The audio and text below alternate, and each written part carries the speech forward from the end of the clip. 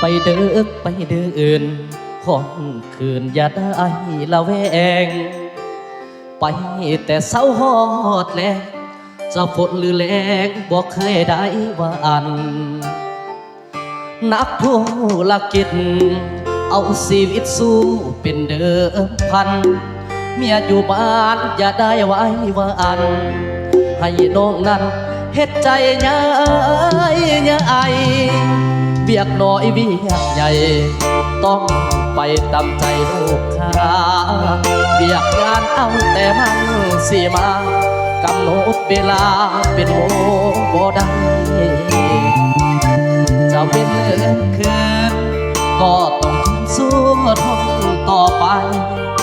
คิดฮอดเมียแทบขาดใจน้องสามไว้จงเห็นใจอานักธุรกิจผู้สวยคิดก็คือภรรยาคอยเตือนยามไปยามมาเป็นที่ปรึกษาของอ้ายเป็นผู้จัดสรรสวยกันให้ได้ดังหมายน้องอย่าละแวงแต่อายหากมองเพียงกายนั้นเดินมอง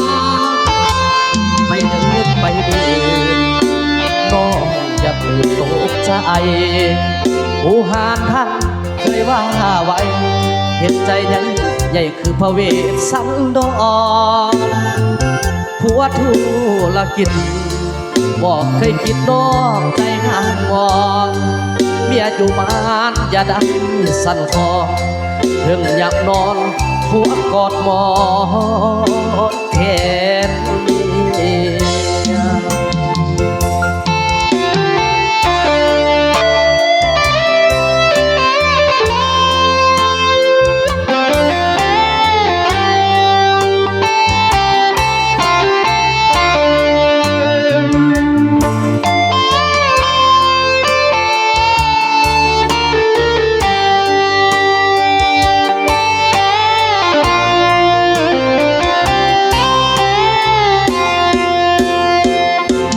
ธุ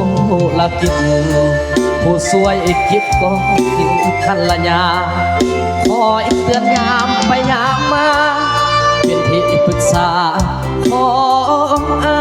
ยเป็นผู้จัดสรรสวยกันให้ได้ดังหมายน้องอย่าละแวงแต่อายหากมองเพียงกายนั้นเดินมองไปเดินไปเดินน้องอย่าตื่นตกใจผู้หานท่านเคยว่าไว้เห็นใจใหญ่คือพระเวสสันดรผัวธุรกิจบอกเคยคิดนอกใจห้ามวอนเมียอยู่บ้านอย่าได้สั่นคลอนเรื่องยามนอนผัวกอดหมอนแทน